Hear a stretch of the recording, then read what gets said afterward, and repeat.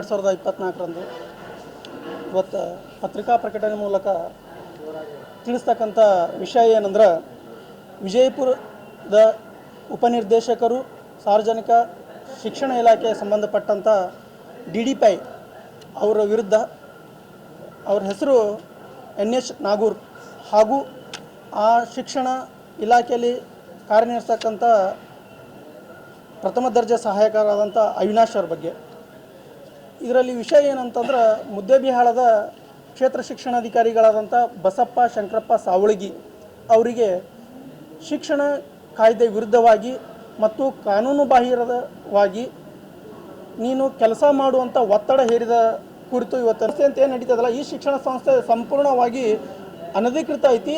ಆಮೇಲೆ ಅವ್ರು ನೀಡ್ತಕ್ಕಂಥ ಹಣಕ್ಕೆ, ಆಮೇಲೆ ಭ್ರಷ್ಟಾಚಾರಕ್ಕೆ ಈ DDPI NH ನಾಗೂರ್ ಅವರು ಕುಮ್ಮಕ್ಕು ಕೊಡ್ತಾ ಇದ್ದಾರೆ.